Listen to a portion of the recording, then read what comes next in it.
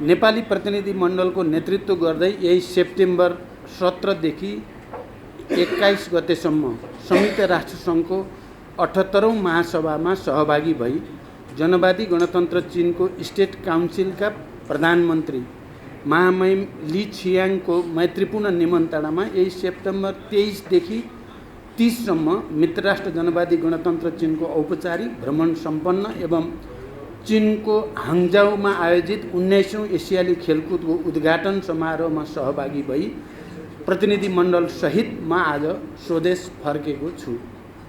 यो भ्रमण तथा कार्यक्रमका सम्बन्धमा न्युयोर्क स्थित नेपाली नियोग एवं चीन स्थित नेपाली दूतावास तथा लासा र छेन्दुमा रहेका महावाणिज्य दूतावासहरूबाट जारी गरिएका प्रेस विज्ञप्तिहरू तथा भ्रमण टोलीमा रहनुभएका सञ्चारकर्मीहरूबाट प्रेषित समाचारहरूबाट यहाँहरूले विस्तृत जानकारी प्राप्त गरि नै रहनु भएको छ।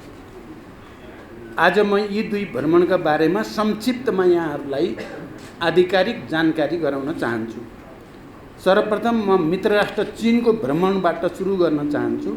मित्रराष्ट्र चीनको औपचारिक भ्रमण चीनका महामहिम राष्ट्रपति सी जिनपिङले 2019मा गर्नुभएको नेपाल भ्रमण पछिको नेपालबाट गरिएको पहिलो उच्चस्तरीय भ्रमण हो। कोभिड-19 महामारीका कारण लामो समयदेखि उच्चस्तरका भ्रमणहरू नभइरहेको सन्दर्भमा मेरो र प्रतिनिधि मण्डलको भ्रमणले नेपाल र चीन बीच आपसी विश्वासको वातावरणलाई थप सुदृढ गर्दै दुवै देशबीच रहिआएको ऐतिहासिक सम्बन्धको समग्र पक्षलाई थप प्रगाढ बनाउन महत्त्वपूर्ण भूमिका खेलेको विश्वास हामीले लिएका छौँ। यस भ्रमणका दौरान चीनका महामहिम राष्ट्रपति तथा प्रधानमन्त्रीसँग सारभूत पक्षमा भएको छलफलबाट नेपाल चीन सम्बन्धलाई थप उचाइ दिन मद्दत पुगेको छ।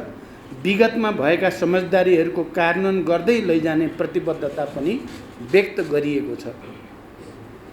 संयुक्त राष्ट्रसङ्घको 78औं महासभामा सम्बोधन गरी म 19औं एसियाली खेलकुदको उद्घाटन समारोहमा सहभागी हुन अमेरिकाको न्युयोर्कबाट चीनको हाङजाउ पुगेको थिएँ।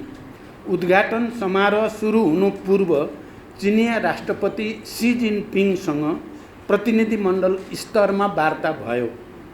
अत्यन्त हार्दिक र सौहार्दपूर्ण वातावरण सम्पन्न उक्त द्विपक्षीय वार्तामा दुवै देशका विद्यमान अवसर र सम्भावनाहरूको भरपूर सदुपयोग गर्दै आपसी सम्बन्धलाई थप दरिलो बनाउने विषयमा सघन छलफल गरियो। दुई देश बीचको रहेको बहुआयामिक सम्बन्धलाई प्रगाढ बनाउने सम्बन्धमा विचारहरूको स्पष्ट आदान प्रदान हुनुको साथै नेपालको विकास प्रयासमा चीनको साथ र सहयोगका सम्बन्धमा खुलेर कुरा भयो। नेपाल सदैव एक चीन नीतिमा प्रतिबद्ध रहँदै आएको छ।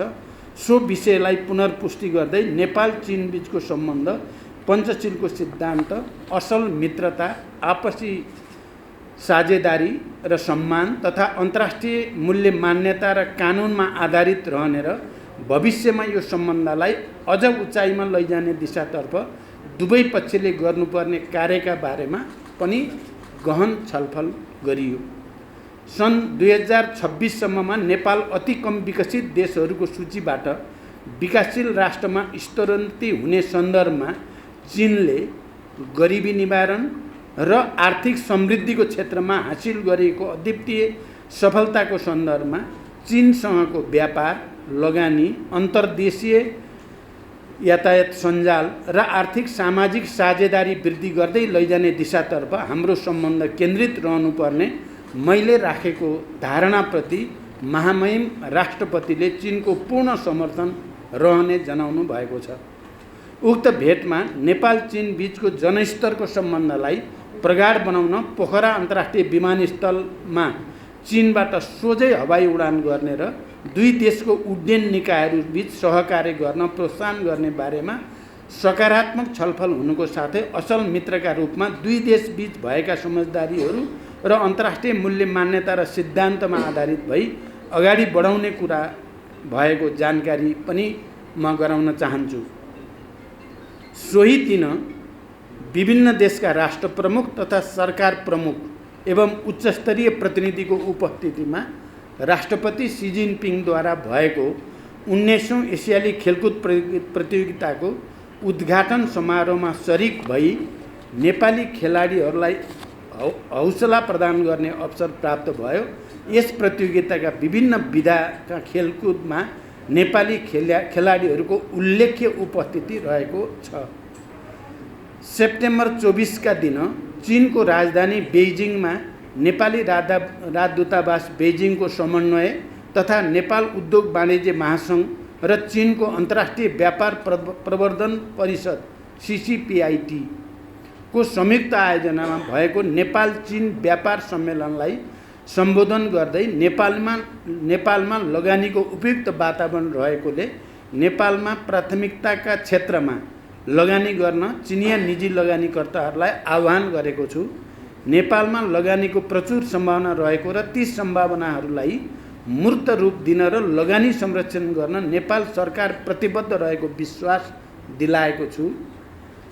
उक्त सम्मेलनमा चीन सरकारका प्रतिनिधिले सकारात्मक सन्देश प्रवाह गरेका थिए भने उद्योगी व्यापारीहरूको उत्साहजनक उपस्थिति पनि रहेको थियो। सोही साँझ नेपाली राजदूतावासमा नेपाल र नेपालका शुभेच्छुक चिनिया मित्रहरूको समेत सहभागिता रहेको स्वागत समारोहमा सरिक भई नेपाल चीन सम्बन्धको वर्तमान अवस्था र सम्बन्ध सुदृढ गर्न सरकारले चालेका कदमका बारेमा जानकारी गराउँदै दुई देशबीच सम्पन्न सहमति र समझदारीको कार्यान्वयन लगायत विषयका समग्र पक्षमा सक्रिय रूपमा काम गर्न दूतावासलाई निर्देशन दिएको छु। सेप्टेम्बर 25 मा चिनिया प्रधानमन्त्रीले मेरो सम्मानमा ग्रेट हल अफ द पिपुलमा आयोजना गरेको औपचारिक समारोहसहित स्वागत गरियो। सो अवसरमा 19 तोपको सलामी सहित चिनिया थलसेना, नौसेना र हवाई सेनाका टुकडीले नेपाल र चीनको राष्ट्रिय गान सहित सम्मान गारद अर्पण गरेको थियो। औपचारिक स्वागत समारोह पश्चात चिनिया समकक्षी महामहिम ली छियाङसँग प्रतिनिधिमण्डल स्तरीय द्विपक्षीय वार्ता भयो र सहकार्यका विविध विषयहरूमा सविस्तार छलफल गरियो। यस सम्बन्धमा नेपाल र चीनका तर्फबाट जारी संयुक्त विज्ञप्तिबाट समेत यहाँहरूलाई जानकारी भएको नै हुनुपर्दछ। उक्त द्विपक्षीय वार्ता मुख्यतः नेपालको उत्तरी सीमा क्षेत्रमा विकट गाउँहरूमा चीन तर्फबाट प्रसारण लाइन निर्माण, नेपाल र चीनको सिमानामा रहेको भूभागमा केन्द्रीय विद्युत प्रसारण प्रणालीबाट विद्युतको पहुँच पुर्याउन नसकिने स्थानमा सौर्य प्रणाली जडान, विभिन्न स्थानमा सडक निर्माण तथा सडक स्तरोन्नति, स्वास्थ्य तथा कृषि क्षेत्रमा सहयोग विस्तार, कोभिड पछि अवरुद्ध भएका सबै साथै परम्परागत सीमा नाकाहरूको पुनः सञ्चालन, सीमा नाकामा नेपालतर्फ पूर्वाधार निर्माण, अत्याधुनिक प्रयोगशाला निर्माण जस्ता पूर्वाधार विकासका बारेमा केन्द्रित रहेको थियो। यसैगरी उक्त भेटवार्तामा विज्ञान र प्रविधिको क्षेत्रमा सहकार्य गर्ने, द्विपक्षीय व्यापार विस्तार गर्ने, पोखरा अन्तर्राष्ट्रिय विमानस्थलमा चिनिया सहरहरूबाट हवाई सेवा विस्तार गर्ने लगायतका विषयमा समेत गम्भीर छलफल भयो। नेपालको आवश्यकता अनुसार चिनिया पक्षले अरनिको राजमार्ग मर्मत परियोजनाको चौथो चरण सुरु गर्ने भएको छ। त्यसैगरी स्यापुरबेसी रसुवागढी सडक मर्मतका लागि चिनिया पक्ष तयार हुनुको साथै हिल्सा सिमीकोट सडकको सम्भाव्यता अध्ययन गरी अघि बढाउन दुवै पक्ष सहमत भएका छन्। दुवै पक्षले टोखा छहरे सुरुङ मार्गको सम्भाव्यता अध्ययनलाई तीव्र गतिका साथ अगाडि बढाउने कुरामा सहमति जनाउँदै काठमाडौँ चक्रपथ परियोजनाको दोस्रो चरणको कार्यान्वयनलाई तीव्रता दिने सहमति भएको छ। यसैगरी नेपाल चीन रेलवे सहयोगका लागि कार्यदलको 8औं बैठक छिटै आयोजना गर्ने सम्बन्धमा समेत सहमति भएको छ। उक्त वार्ता पश्चात देखाएका समझदारी पत्रहरूमा नेपाल र चीनका सम्बन्धित अधिकारीहरूबाट हस्ताक्षर भई आदान प्रदान गरिएको छ। हिल्सा सिमीकोट सडक परियोजना र नेपाल चीन पावर ग्रिड इन्टरकनेक्सन परियोजना सम्बन्धी समझदारी पत्र। शिक्षा विज्ञान तथा नवीनताका क्षेत्रमा सहकार्य सम्बन्धी समझदारी पत्र। 3 नेपालको राष्ट्रिय योजना आयोग र जनवादी गणतन्त्र चीनको राष्ट्रिय विकास तथा सुधार आयोग बीच सहकार्य सम्बन्धी समझदारी पत्र। कृषि पशुपन्छी तथा मत्स्य पालनका क्षेत्रमा सहकार्य सम्बन्धी समझदारी पत्र। शास्त्रीय महत्त्वका पुस्तकहरूको अनुवाद र प्रकाशन सम्बन्धी समझदारी पत्र। हरित तथा न्यून कार्बन विकासका क्षेत्रमा सहकार्य सम्बन्धी समझदारी पत्र। डिजिटल अर्थतन्त्रका क्षेत्रमा सहकार्य गर्ने सम्बन्धी समझदारी पत्र। नेपाल चीन व्यापार तथा भुक्तानी सम्बन्धी सहमतिको समीक्षा तथा परिवर्तनका लागि संयुक्त कार्यदल गठन सम्बन्धी समझदारी पत्र। वनस्पतिमा आधारित औषधिजन्य सामग्री नेपालबाट चीनमा निर्यात गर्ने सम्बन्धमा बिरुवा स्वास्थ्य फाइटोसेनेटरी शर्त सम्बन्धी प्रावधान समितिको प्रोटोकल। चिनिया पक्षबाट विपद राहत सामग्री हस्तान्तरण सम्बन्धी पत्रको आदान प्रदान। चिनिया सरकारबाट उपलब्ध गराइएका विभिन्न सामग्री हस्तान्तरण सम्बन्धी प्रमाणपत्र। नेपाली सरकारी कर्मचारीहरूलाई तालिम प्रदान गर्ने सम्बन्धी पत्रको आदान प्रदान। यसरी 12वटा समझदारी पत्रमा हस्ताक्षर भएको छ। 14 नेपाल र चीन बीच परम्परागत नाकाका अतिरिक्त अन्तर्राष्ट्रिय व्यापार नाकाहरू सुचारू गर्ने सम्बन्धमा चिनिया सरकारले औपचारिक जानकारी गराइसकेको छ। मुस्ताङको कोरला नाका खोल्नुका साथै किमाथाङ्का र ओलाङचुङ गोला नाका पनि चाँडै सञ्चालनमा ल्याउने कुराकानी भएका छन्। मुस्ताङको कोरला नाकामा पूर्वाधार निर्माणका लागि चिनिया पक्षले सहयोग प्रदान गर्ने समेत कुराकानी गरिएको छ। तिब्बत र नेपाललाई रेल, सडक, हवाई सेवा, विद्युत प्रसारण लाइन, सूचना मार्ग सबै क्षेत्रबाट जोडेर trans Himalayan multidimensional connectivity नेटवर्कको अवधारणालाई व्यवहारमा उतार्ने विषयमा छलफल भएका छन् र लासाबाट काठमाडौँ हवाई सेवा पुनः सुचारू गर्न समेत मैले अनुरोध गरेको छु। सेप्टेम्बर 25 को बिहान चीनको राष्ट्रिय जनकाङ्ग्रेसका अध्यक्ष महामहिम झाओ लेजीसँग भएको भेटवार्तामा अध्यक्ष झाओ लेजीले नेपाल र चीनको सम्बन्धलाई प्रगाढ बनाउँदै लैजान राष्ट्रिय जनकाङ्ग्रेसले पनि महत्त्वपूर्ण भूमिका खेल्ने कुरा बताउनु भयो। मेरो तर्फबाट दुई देशको संसद बीच कानुन निर्माणको अभ्यास र अनुभव आदान प्रदानबाट दुवै देश लाभान्वित हुने कुरा राखिएको छ। सेप्टेम्बर 26 मा चीनले गरेको कृषि क्रान्तिको नमुना हेर्न चोङकिङ एकाडेमी अफ एग्रिकल्चर साइन्सको भ्रमण गर्नुको साथै चीनले छोटो समयमा 80 करोड जनतालाई गरिबीबाट मुक्त गर्न गरेका कार्यहरूका बारेमा हामीले जानकारी लियौं र सो अवसरमा कृषि र औद्योगिक विकासका लागि नेपालले चीनबाट सिक्नुपर्ने विषयहरू धेरै रहेको हामीले महसुस गर्यौं।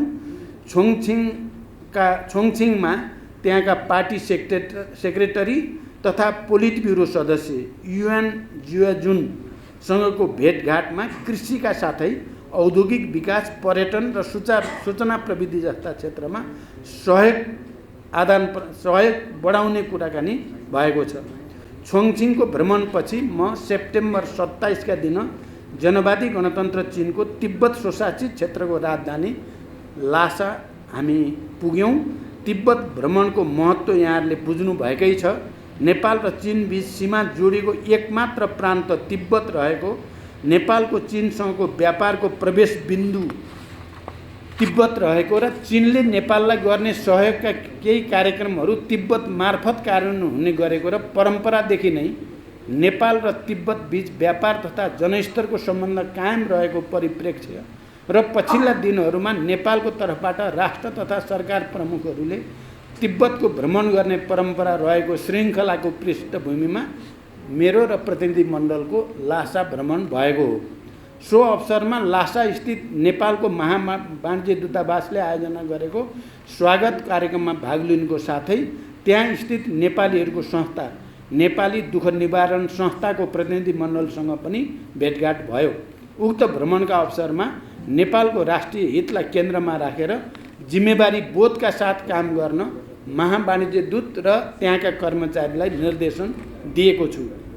लासामा रहँदा चिनिया कम्युनिस्ट पार्टीको तिब्बत अटोनोमस रिजनका पार्टी सचिव वाङ जुङझ्याङसँग पनि वार्तालाप भयो।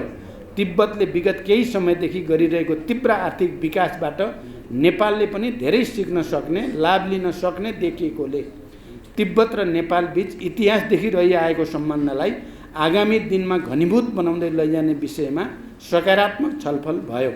तिब्बतका अधिकारीहरूले मेरो भ्रमणका अवसरमा नेपाल र चीनबाट संयुक्त रूपमा जारी भएको विज्ञप्तिमा उल्लेखित विषयलाई कार्यान्वयन गर्ने प्रतिबद्धता समेत व्यक्त गरेका छन्। त्यसैगरी छेन्दु हुँदै नेपाल फर्कने क्रममा सेप्टेम्बर 29 मा सिचुवान प्रान्तका चिनिया कम्युनिस्ट पार्टीका सचिव वाङ हुईसँग छलफल भयो। छलफलका क्रममा दुई देशबीच व्यापार, लगानी, पर्यटन, कृषि क्षेत्रमा सहकार्यका कुरा भए। चिनिया हवाई कम्पनीको छेन्दुबाट काठमाडौँ सिधा हवाई सेवा उपलब्ध भइरहेको सन्दर्भमा छेन्दु र अन्य सहरबाट पोखरा अन्तर्राष्ट्रिय विमानस्थलमा पनि हवाई सेवा विस्तार गर्नेतर्फ सहयोगको अनुरोध गरिएको छ। यी विषयहरूमा पार्टी सचिव सकारात्मक हुँदै मेरो भ्रमणका अवसरमा नेपाल र चीनले संयुक्त रूपमा जारी गरेको विज्ञप्तिलाई कार्यान्वयन गर्ने प्रतिबद्धता पनि उहाँले जनाउनु भएको छ। अब म संयुक्त राष्ट्रसङ्घको चालु 78औं महासभामा नेपालको सहभागिताका सम्बन्धमा केही कुरा राख्न चाहन्छु। महासभाको उच्च सत्रको जेनरल डिबेटमा असोजमा सेप्टेम्बर 21 मा मैले नेपालको तर्फबाट सम्बोधन गरेँ।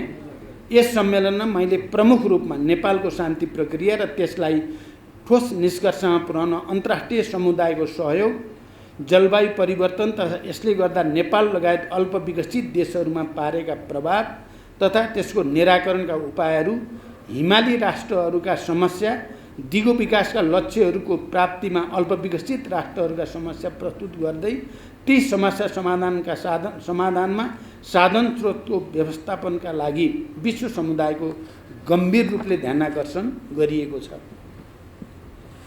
सम्बोधनमा मैले संयुक्त राष्ट्रसङ्घको बडापत्रमा निहित सिद्धान्त र उद्देश्यप्रति नेपालको अटुट प्रतिबद्धता दोहोर्याउँदै विश्व शान्ति, सद्भाव तथा विकासका क्षेत्रमा सो संस्थाको भूमिकालाई अझ सशक्त बनाउनु पर्ने धारणा राखेको छु।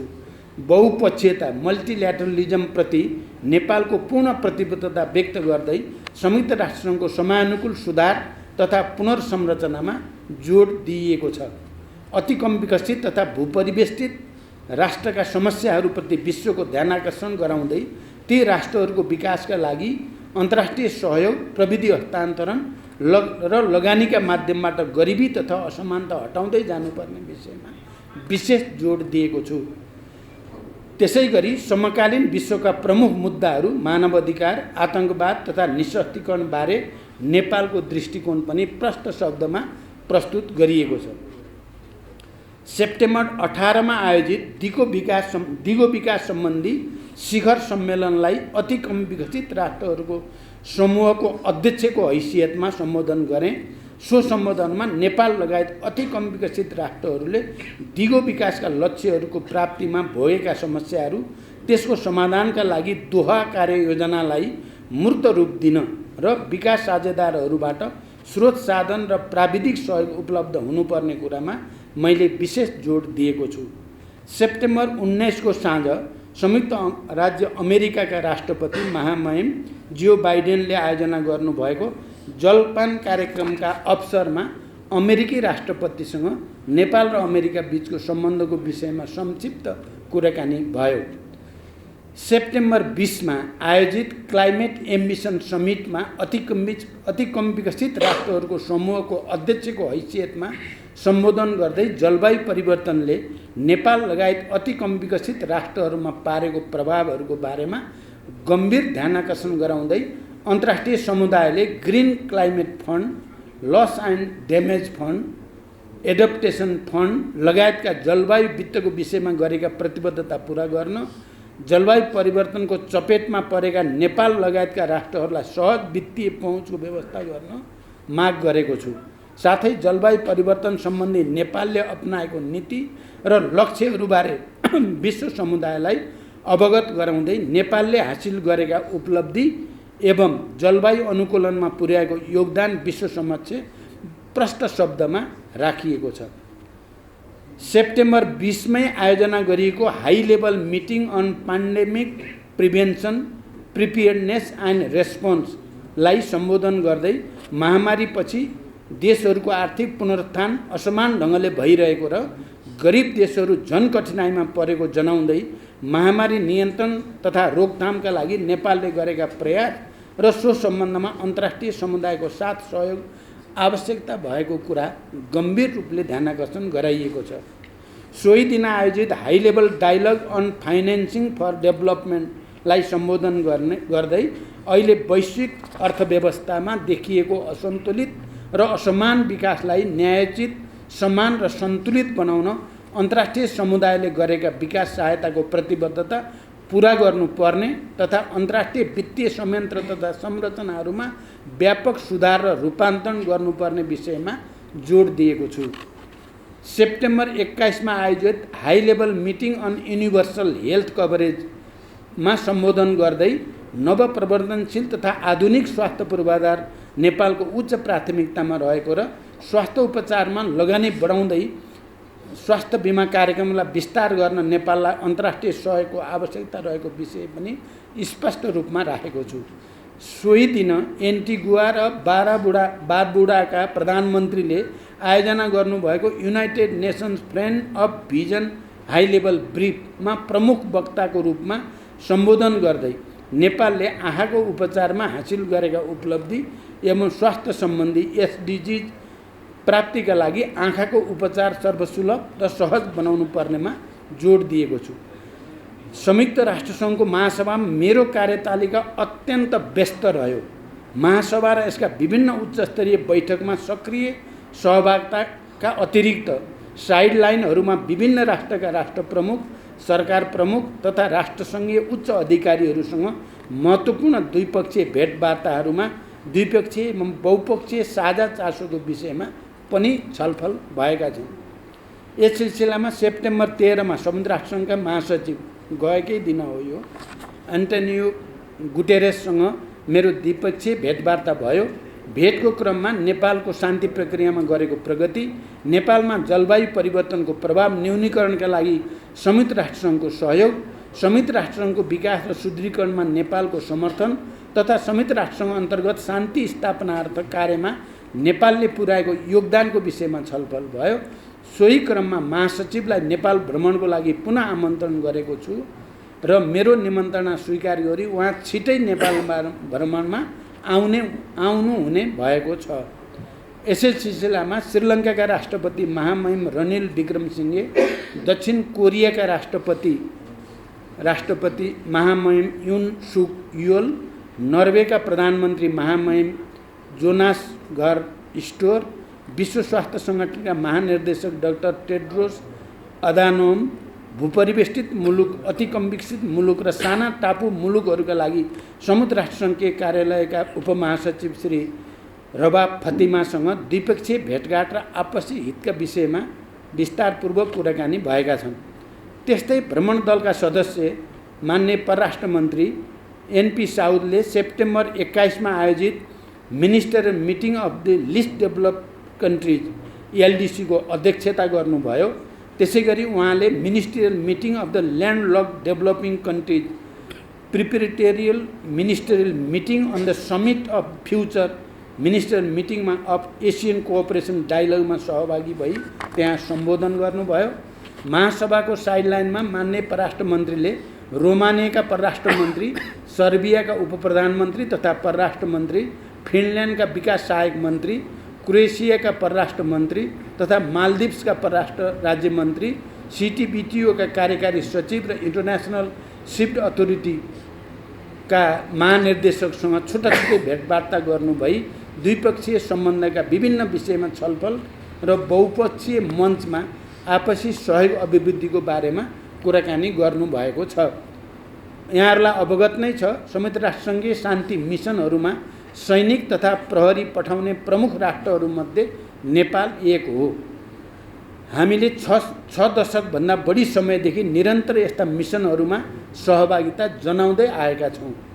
संयुक्त राष्ट्रका सम्बन्धित अधिकारीहरूसँग भएको भेटमा मैले शान्तिकर्मीहरूको सुरक्षा, बन्दोबस्तीका लागि भएको खर्चको समयमै शोध भर्ना तथा निकासा लगायत नेपालले गरेको अटुट र उच्च तहको योगदानको कदर स्वरूप जिम्मेवार तथा उच्च पदहरूमा नेपालको समुचित प्रतिनिधि हुनुपर्ने विषयलाई प्रमुख रूपमा उठाएको छु।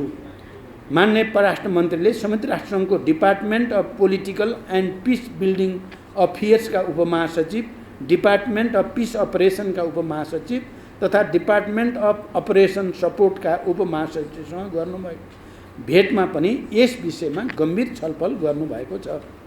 न्युयोर्कमा रहँदा त्यहाँ स्थित नेपाली महावाणिज्य दूतावास एनआरएन न्युयोर्कको च्याप्टरले संयुक्त रूपमा आयोजना गरेको कार्यक्रममा समेत सहभागी भयौँ। संयुक्त राष्ट्रसङ्घका लागि नेपालको स्थायी नियोग न्युयोर्क स्थित नेपाली महावाणिज्य दूतावासको निरीक्षण गरी दुवै नियोगले गरेका कार्यहरूबारे जानकारी लिँदै नेपाल र नेपालीको हित रक्षा गर्दै आफ्नो कार्यक्षेत्रमा नियोगहरूको सक्रिय भूमिका निर्वाह गर्न निर्देशन दिएको छु। समग्रमा दुवै भ्रमणका बारेमा भन्नुपर्दा दुवै भ्रमणहरू सफल भएको हामीले महसुस गरेका छौँ। चीनको भ्रमणले झन्डै 4 वर्ष लामो नेतृत्व तहबाट एक अर्को मुलुकमा उच्चस्तरीय भ्रमण नभएको स्थितिको अन्त्य भएको छ। उच्च स्तरमा भएको द्विपक्षीय वार्ताबाट छिमेकीहरूका संवेदनशील विषयहरूमा नेपालले पालना गर्दै आएको नीतिको पुनर्पुष्टि भएको छ। राजनीतिक तहमा विश्वासको वातावरण बनेको छ। पूर्वाधार निर्माण, व्यापार, लगानी तथा जनस्तरको सम्बन्ध विस्तारमा द्विपक्षीय सहयोग र सहकार्यलाई तीव्रता दिने मार्ग प्रशस्त भएको छ र अझ महत्त्वपूर्ण त नेपाल र नेपाली जनताप्रति चिनिया नेताहरूको सद्भावमा अभिवृद्धि भएको छ।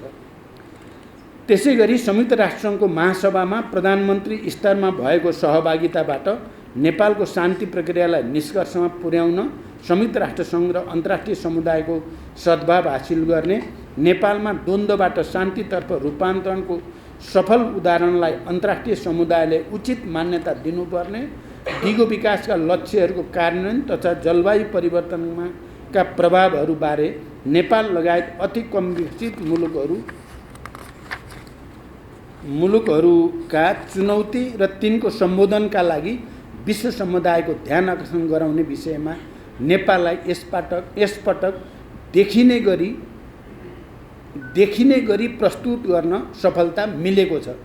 अन्त्यमा संयुक्त राष्ट्रसङ्घको 78औं महासभामा नेपालको सहभागिता तथा म र मेरो प्रतिनिधि मण्डलबाट भएको छिमेकी मित्र राष्ट्र चीनको औपचारिक भ्रमणका विषयमा निरन्तर सूचना तथा समाचार सम्प्रेषित गर्नुहुने सम्पूर्ण पत्रकार मित्रहरू एवं सञ्चार माध्यमहरूलाई हार्दिक धन्यवाद भन्न चाहन्छु। धन्यवाद।